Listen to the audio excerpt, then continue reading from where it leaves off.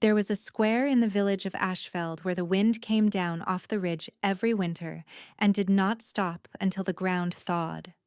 The tithe gate stood at the far end of it, iron black against the frost, and everyone who passed through knew the rules. Keep moving, lower your eyes, carry only what the Lord Steward's ledger says is yours. For 3 generations, the people of Ashfeld had passed through that gate, with their heads down and their hands empty, and no one had thought to question it. No one except a young woman with 1 iron coin left to her name. And the consequences of what she did with that coin would reach further than anyone standing in that square could have imagined. A king was going to kneel in that same frozen square before the hollow moon had run its 3-night course. But that is the end of the story. This is the beginning. Year 847 of the Lycan calendar, the first night of the hollow moon fast, when midwinter had pressed the light out of the sky by late afternoon, and the cold came off the high passes with something close to malice. The village of Ashfeld sat at the foot of the Ravencrest Range, a cluster of stone cottages and frost-hardened mud paths that marked the southern boundary of the Lycan Kingdom's most taxed province. The tithe gate separated the village square from the grain stores, and on the first night of the hollow moon, the Lord Steward's collectors stood at it with their ledgers and their torches and collected what they claimed was owed. Marin had come to the square for a practical reason.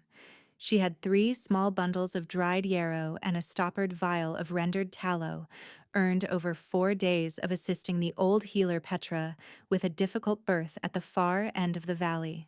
3 iron pieces, each slightly worn at the edge, because Petra paid in whatever the village could spare, and the village could spare very little. Marin was 19, and she had been Petra's apprentice and ward since her 8th year, and she had learned from Petra the same lesson Petra had learned from her own teacher. You treated whoever came to the door, regardless of what they carried in their hands. That lesson had kept both of them perpetually short of coin. She was trying to reach the grain merchant's stall before the collectors shut it down for the fast period.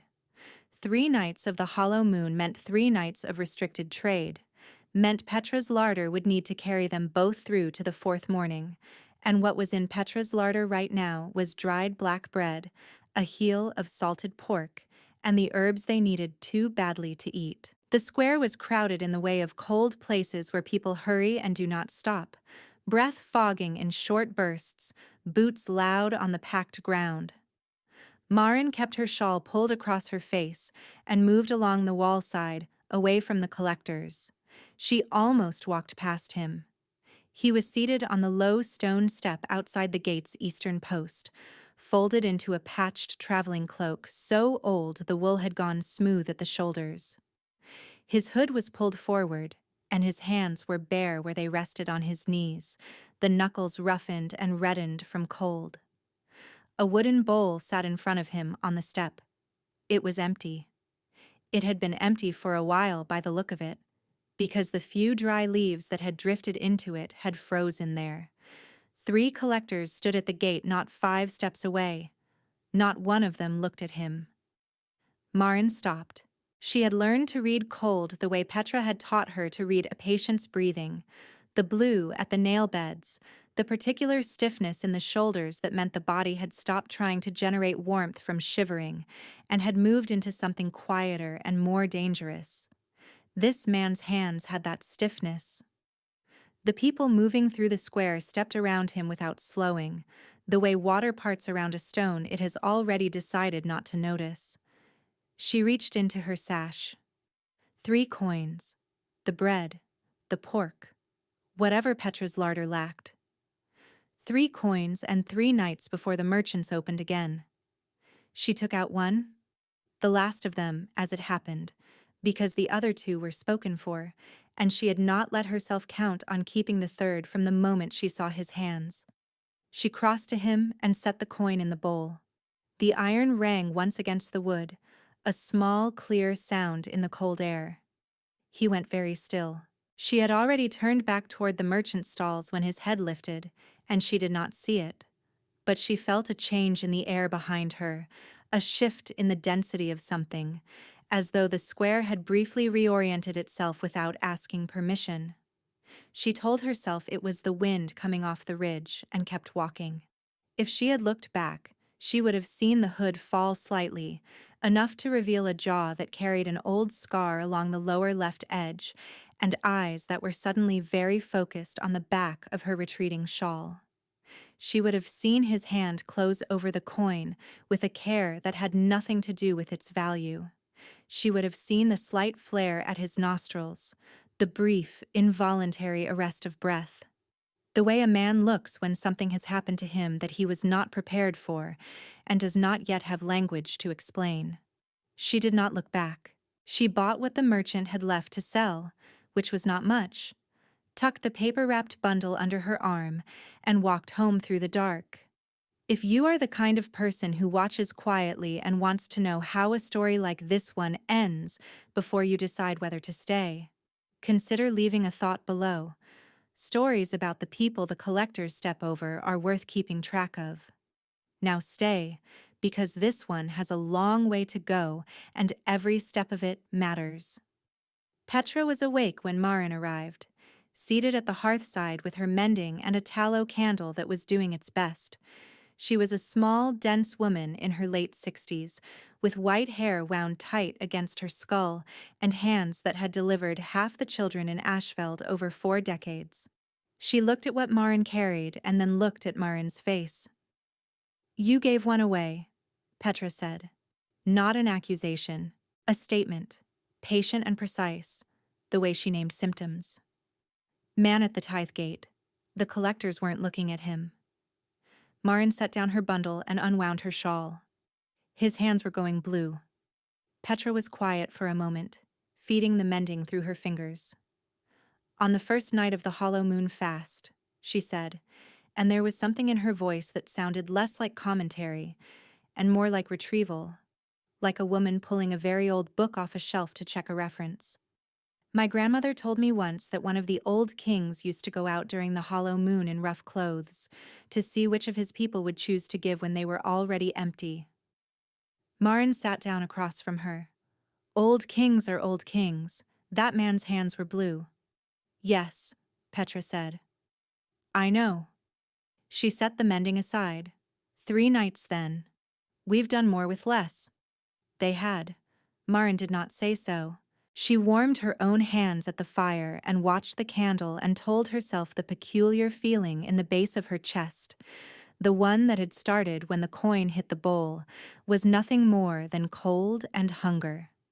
She woke the next morning to the sound of Lord Steward Aldrich's men at the door. There were 4 of them, in the grey livery of the Ashfeld administration, carrying the Lord Steward's stamped rod of summons, their breath fogged in the doorway. Petra came out of her back room pulling her shawl on, and her face went carefully flat when she saw the rod. The charge, the lead collector read from a folded paper, was theft of tithe grain. Specifically, 1 sack of winter rye, assessed as missing from the tithe stores, and attributed by witness account to one Marin of Ashfeld, unregistered healer's ward. "Unregistered," Petra said very quietly. The collector looked at his paper. "Per the current protection rolls, no individual of that name is listed under this household or any other in Ashfeld village." Marin stood in the doorway of Petra's cottage and felt the floor of the world shift under her feet. Not dramatically, the way it does in stories, but the way it does in life, which is quietly and with complete certainty. She had not stolen grain. She had been nowhere near the tithe stores. She had been at the gate, in the square, with 3 coins and a wooden bowl with frozen leaves in it. She understood, in the way that people who have lived at the bottom of a hierarchy understand things, that the theft was not the point. The charge was the frame. What Aldrich had done, or had done, was strike her name from the rolls, which meant she held no standing in the province's legal record, which meant the Lord Steward's seal was sufficient authority to hold her without appeal until the hollow moon fast ended and the council convened. 3 nights. Exactly the duration of the fast. The collectors had manacles. iron, not silver, because she was not a wolf of any rank that required silver restraint, just an unregistered girl in a healer's cottage who had made the mistake of existing inconveniently. "You will want your warmest wrap," Petra said to her, and her voice did not shake, though the mending on her chair was shaking slightly where it hung over the arm. "The holding room in the Lord Steward's keep is not heated." Petra's hands were very still as she put the wrap around Marin's shoulders. Against Marin's ear, low enough that none of the collectors could hear, she said, "I have the records. I have kept them since your mother died. I will bring them to the council." Marin nodded once. The collectors took her arms, and she walked with them into the cold, and she did not look back at Petra standing in the doorway, because if she had, she was not certain she could have kept walking. The holding room was as Petra had predicted, a stone box below the Lord Steward's granary, with a grilled window near the ceiling that admitted a rectangle of gray sky and nothing else. Marin sat on the bench and wrapped her arms around herself and thought methodically, the way Petra had taught her to think about a difficult case. What she knew, what she could verify, what the opposing evidence would claim. What she knew was this: she had not taken grain. What she could verify was the coin she had given, which was gone and could not speak for itself. What the opposing evidence would claim was whatever Aldrich's registry clerk had written on the rolls after Cora had drawn a line through her name. Cora. Marin had seen the woman twice, a narrow person with an ink-stained collar who sat at the registry window and never met anyone's eyes. Cora processed the protection rolls for all of Ashfeld's unregistered residents, the orphans and the ward children and the people who had arrived without clan papers and never quite managed to acquire them. A single line through a name took perhaps 2 strokes of the pen. It cost nothing and could not be undone except by order of the council. Aldrich had chosen his moment well. The hollow moon fast meant the council was in session at the Ravencrest court, 3 days' hard ride north. Any appeal would have to wait for the formal convening at the fast's end, by which time whatever Aldrich wanted to happen, he had time to arrange. She sat in the cold and breathed, and did not let herself think about why. People like Aldrich did not need complex reasons to destroy people like her. The grain stores were short, likely because he had been diverting tithe receipts north to sell at premium rates, and a charge against an unregistered girl was easier than an accounting. She was still working through the logic of it when she heard, very faint through the grilled window, the sound of a horse arriving at the keep's outer court. A single horse, unhurried. Then boots on stone, a brief exchange of voices too low to resolve into words, and then quiet again. She put it out of her mind. It was probably nothing. It was probably Aldrich receiving a message from the north. It was not nothing, and it was from the north. The Lycan king came into Aldrich's receiving room while the Lord Steward was still composing his expression, still pulling his fur-trimmed robe into order, still assembling the practiced deference he used for royal visitors when he hadn't had time to prepare it properly. He had been expecting word from the court. He had not been expecting the king himself. Wulfric Ravencrest had ridden without escort, which was not unusual for him and was always unsettling for the people who had not been warned. He was tall in the way that was hard to look at straight on in a low-ceilinged room, dark-haired, and carrying in his bearing the particular quality of a man who has been the most dangerous thing in every room he has entered since he was 17 years old and has stopped finding it notable. He was 28. He had been king for 6 years. He had the old scar along the lower left of his jaw from a challenge in his 2nd year, and he had never had it treated because the healer had offered and he had declined, and no one had questioned him. He sat in Aldrich's best chair without being invited, and set his riding gloves on the arm and looked at the Lord Steward with the particular attention of a man who is not yet saying what he is thinking. "The council convenes in 2 nights," he said. "I rode early. I want the prisoner manifests." Aldrich's throat worked. "There is only one current detainee, my lord. A village girl." A matter of tithe theft. A minor charge. Easily resolved. The manifests, Wulfric said. Aldrich had them brought. Wulfric read the name on the manifest and sat very still for a moment, which was a thing that happened to him only when something had required a significant expenditure of will to remain still about. The Lord Steward did not notice, or if he did, he filed it as the king's customary coldness. He did not see the brief clench at the jaw or the way the riding gloves had been turned once in the king's hands, the leather creasing, before Wulfric set them back down. Aldrich began a speech about the importance of tithe compliance and the difficulty of administering a large province with an insufficient registry staff. Wulfric let him finish. Then he said, "The council will hear this case at the formal convening. The prisoner will be brought under court escort, not yours." Aldrich opened his mouth. "That is not a subject for discussion," Wulfric said, and his voice had the quality of a door closing, final and without residual rattle. He did not go down to the holding room that night. He rode to the way station at the ridge's edge and sat by a different fire and looked at an iron tithe piece in his palm that had a slight wear on the edge from rubbing. The kind of wear that accumulates when a coin has been in and out of a pocket many times and represents the sum of what its owner could afford. He had been running the hollow moon test for 3 years, since the 2nd year of his reign, since he had ridden south alone in rough clothes and discovered that the tithe collectors in 6 of his 8 provinces were not collecting, but extracting, and that the people they extracted from had learned to look at the ground and keep moving. He had never gotten further than a cold step and an empty bowl before the fast ended and the season moved on. He had begun to think the lesson was a different one than the one his kingdom's oldest histories suggested he should be drawing from it. And then a girl in a gray shawl with worn boots had stopped walking. She had not known him.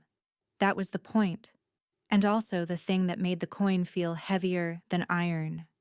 She had stopped because his hands were cold, and she had given the last of what she had, and she had not waited to see if it was noticed. The recognition jolt had hit him at the moment the coin touched the wood, a deep physical certainty that the Lycan body knew before the thinking mind could catch it. A scent rising through the cold air, pine resin and dried herbs and something underneath that, the body named, with a single insistent word, that he had no intention of acknowledging in a courtyard in front of a tithe gate. He had held very still. He had let her walk away. He had spent the first night of the fast sitting with that stillness and asking himself whether it was reliable, whether the body could be trusted when the mind was unguarded, whether a king's recognition could be triggered by a single act of generosity in the cold and mean, what the oldest Lycan histories said it meant. By the morning of the 2nd day, he had stopped asking. The council chamber in Wulfric's court at Ravencrest was carved from the same dark granite as the rest of the keep, a room built for gravity, with 12 carved seats arranged in a half-circle facing the king's chair, and a standing floor of black stone that made every footfall echo. Torches in iron brackets along the walls, a single high window letting in a blade of winter light, and on the morning of the 3rd day of the hollow moon fast, all 12 council elders in their seats and a girl in chains at the center of the floor. Marin had been given the court escort as promised, which meant she had arrived in a closed cart instead of on the back of a collector's horse, and the manacles were the same iron ones from the holding room, but someone had unlocked them during the transfer and relocked them with slightly more care so that the edges were not biting. She noticed this. She filed it away. She had not slept much in 3 days, but she had eaten. Someone had brought bread and salted pork to the holding room on the 2nd morning. No explanation. Sat on the bench beside her while she was looking at the wall. Petra would have sent food if she could have. But Petra was in Ashfeld and this had not come from Ashfeld. The council chamber was full when they led her in. 12 elders in their formal skins, 3 of them from territories she recognized by their colors, the rest from the northern provinces she knew only by name. Lord Steward Aldrich stood to the right of the room's center with 2 of his gray-liveried men. Cora stood behind him, holding the registry ledger, her collar freshly inked. The king sat at the head of the chamber in a chair that was not precisely a throne, but occupied the room the way a throne does, with the firelight catching the dark of his coat, and his hands open on the arms and his face carrying the expression that Marin, who had never seen him before, read as the cold professional attention of a man who regarded this case as a minor administrative matter, and was present only because the fast required the council to convene. She was not frightened of him. She was frightened of the 12 elders who had the ratification votes and the long institutional memory of a council that had been classifying people like her as interchangeable and disposable since before she was born. The king was a fixed variable. The council could go any direction. Aldrich presented his case with the confidence of a man who has arranged his evidence in advance and does not anticipate interruption. The missing grain, 1 sack of winter rye, 42 pounds, assessed against the tithe stores on the morning of the second hollow moon day, and found short. A witness account, 1 Fendrel, the granary tender, placing a young woman near the grain stores on the first night of the fast. The registry record, confirmed by the clerk Cora, showing no individual named Marin registered to any household in Ashfeld. An unregistered person with no protection of rank, Aldrich said, holds no appeal standing under the tithe covenant. The charge is simple and the evidence is clear. He did not look at Marin when he said it. He was speaking to the council. The council elder from the Western Territory, an old wolf named Brennick with a gray braid and a skeptical mouth, looked at Marin over the ledger's rim. Does the accused have a counterclaim to enter? She does, Marin said. Her voice was steady.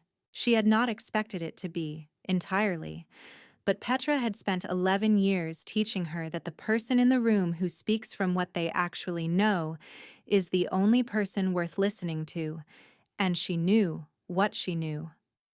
I was not at the grain stores on the first night of the fast, she said. I was at the tithe gate in the village square, and I was there until after the collectors closed it. And then I went to the merchant's row, and then I went home. 3 villagers were at the gate when I was there. Dan'l the woodcutter, his wife Sora, and the mason's apprentice whose name I don't know, but who wears a red cord on his left boot. One of the council elders shifted. Another wrote something. More immediately, Marin continued, because she understood that the next thing she said was going to cost her something, but was also the only thing that could break the frame Aldrich had built. I was not near the grain stores because I spent the relevant time standing at the gate giving the last of my coin to a man who was sitting in the cold with an empty bowl while the collectors did not look at him. My registration was current as of 6 days ago. I have been registered under Petra Ashfeld's household for 11 years without interruption. The line through my name is less than 4 days old, which the registry will show if anyone reads the ink date, not just the entry. The room was quiet for a moment. Aldrich's expression had not changed, but his left hand had moved slightly toward the ledger. The ink date on a registry erasure, Wulfric said, from the head of the room, is stamped by the clerk at the time of erasure and cannot be altered without a second clerk's countersignature. His voice was conversational and very clear. Cora, show the council the stamp date on the erasure. Cora's chin came up. She held the ledger and did not move. That was not a request, Wulfric said. The elder Brennick held out his hand. After a pause, Cora brought the ledger to him. Brennick looked at it for a long moment. He looked at Aldrich. He looked at the ledger again. 3 days ago, he said. Aldrich began to speak. The door at the back of the chamber opened. Petra came through it on the arm of one of the court's household guards, moving with the particular dignity of a woman who has been awake for 2 days and is not going to let that be visible. She carried a worn oilskin packet under her arm, the kind used to protect paper from damp, bound with a cord that had been tied and untied many times over many years. I was told the council required documentation of the household registration, Petra said. To no one in particular and to everyone in general. She set the packet on the floor in front of Brennec's seat, opened the cord, and laid out a series of papers that were old and well kept, and bore the stamp of the Provincial Registry Office from 11 years ago, and before that, from the year of Marin's birth, and before that, from the registry of the Ashfeld Healer line going back 4 generations. The Healer line, Brennec said. The Ashfeld Healer line, Petra said, which has maintained provincial registration without interruption since year 801, of which Marin is the current and sole heir, a fact that the Lord Steward's Registry Office was provided documentation of at the time of her enrollment in my household, which means the line through her name was drawn with that information in hand. The chamber had gone very quiet, the kind of quiet that means a room full of people is recalibrating. Marin had not known about the Healer line documentation. She had known Petra kept records. She had not known the extent of what Petra had been keeping, or why. She looked at the old woman's profile in the torchlight and thought about Petra saying simply, "I have kept them since your mother died," and understood that this had been Petra's precaution against exactly this kind of mourning, maintained through years of keeping the packet dry and the cord tied. Aldrich was speaking again, quickly now, with the particular tone of a man whose carefully arranged evidence is developing gaps. The witnesses he had named were not present. The granary tender's account was verbal, not written. The ink date on the registry erasure was 3 days ago, which placed it after the theft was supposed to have occurred, which made the erasure not an administrative update but a preparation. "You would like to name a different explanation for the erasure date," Brennec said to Aldrich, not unkindly, in the way of a man who does not need to be unkind when the facts are already being unkind for him. Aldrich did not have a different explanation. He had the expression of a man who has walked confidently onto ice and felt it change under his boot, and is still hoping that if he distributes his weight correctly, he will not go through. Wulfric stood. The council sat very still. When the king stood in a formal session, it meant something specific, and everyone in the room understood what it was. It meant the king was about to speak in his own voice on his own knowledge, which was not the same as rendering a judgment, and was a very different thing from simply presiding. He looked at Marin. She looked back at him. She had been looking at his face for the past several minutes, with the creeping and disconcerting sense that she had seen it before, that she was missing something, that the arrangement of this man's features carried a familiarity she had no context for. He put his hand inside his coat and took out an iron tithe piece. He set it on the edge of the council table between 2 elders' seats, where it was visible to the room. 3 nights ago, he said, on the first evening of the Hollow Moon fast, I was at the tithe gate in Ashfeld Village Square. I was seated on the eastern step outside the gate post. I had an empty bowl in front of me. The collectors did not look at me. He paused. The woman at the center of this room was the only person in that square who stopped. She set this coin in the bowl and walked away without waiting to be thanked. She did not know who I was. She gave it because his hands were cold. The room was so quiet that the torches were audible. "I know who she is," Wulfric said.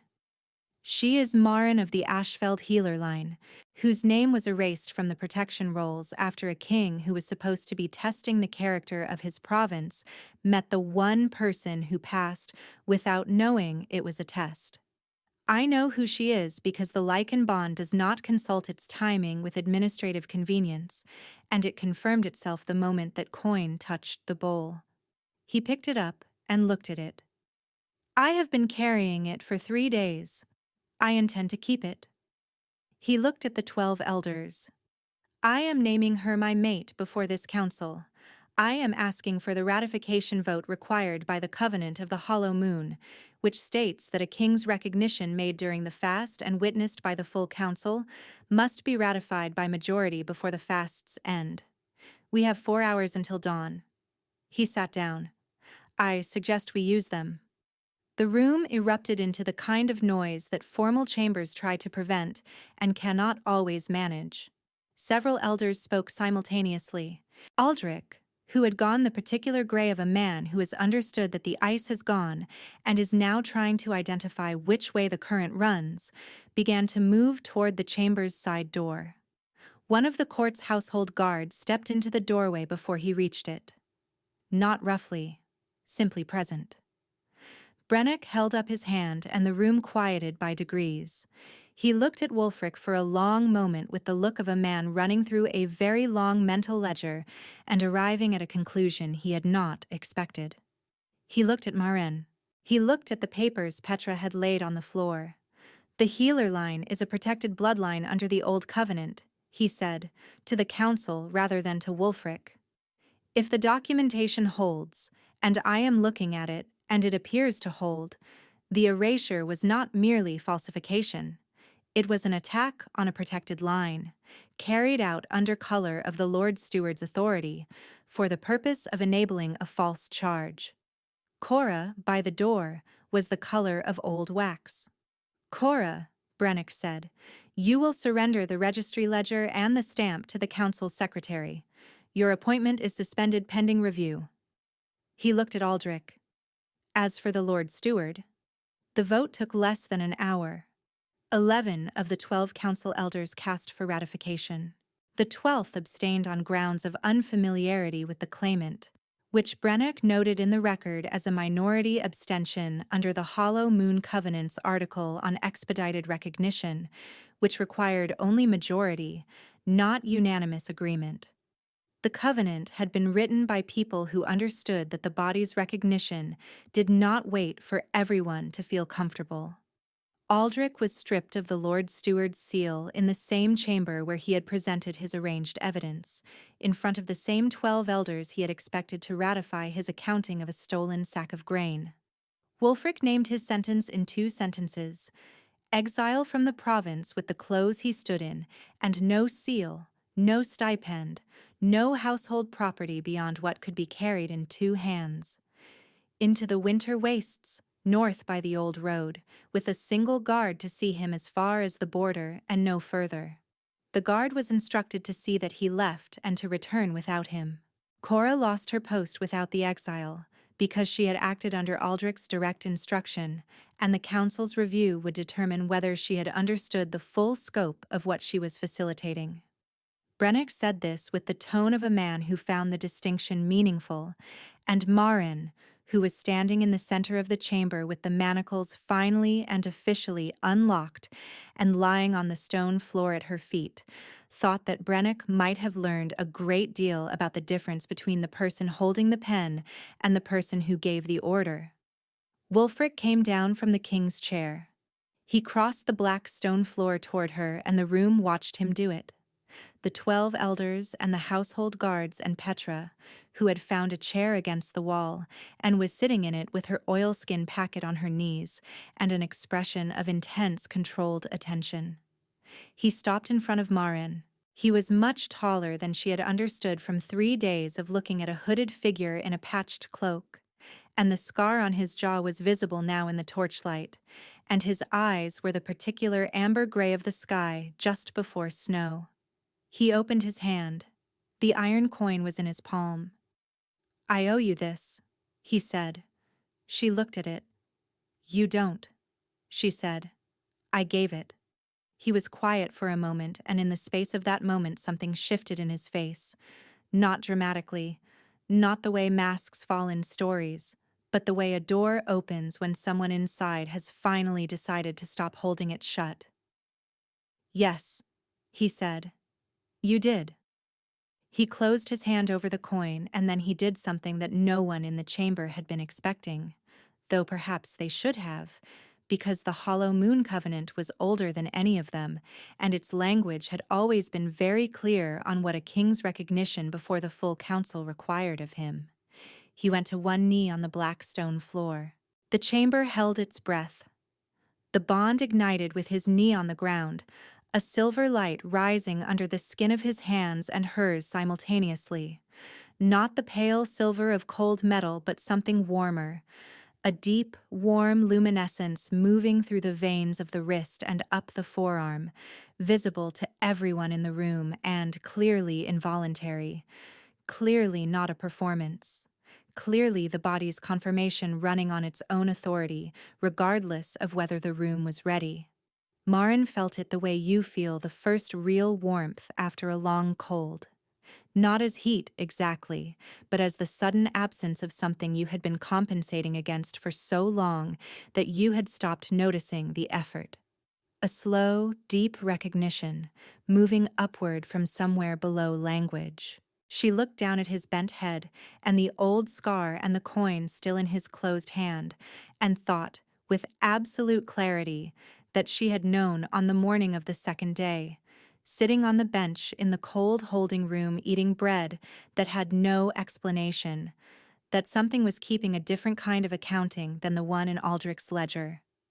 She put her hand on his shoulder. The bond light ran along the contact point and settled, warm and definite, into something that no longer needed to insist on itself because it had been recognized. Brannock stood. Then the elder to his left. Then the next. And the next, working around the arc of 12 carved seats until all 11 who had voted for ratification were standing, and then the 12th, who had abstained, stood too, slowly, as though his knees were protesting, and looked at the floor in the manner of a man making a correction. In the years that followed, in the court histories and the provincial records and the stories that Petra's successors told to apprentices who had not been there, the morning of the third day of the hollow moon, fast in year 847, would be described with varying degrees of accuracy and embellishment. Some accounts added details that had not been present. Some omitted Cora entirely, which was an omission Marin, when she heard it, always corrected. Some dwelt at length on the silver light and lost the coin in the telling, which was the version she liked least, because the coin was the point. The light was just the confirmation. The coin was the thing that happened first, in the cold, before anyone was watching, when she had 3 iron pieces and a man's hands had gone blue. Petra was given a court seal of protection that same day, the kind that meant her cottage in Ashfeld was permanent and untaxed and inviolable, administered directly from the Crown's office rather than through any provincial Lord Steward's desk. She accepted it with the equanimity of a woman who had been waiting for the world to catch up with what she already knew was right, and was glad it had finally managed it.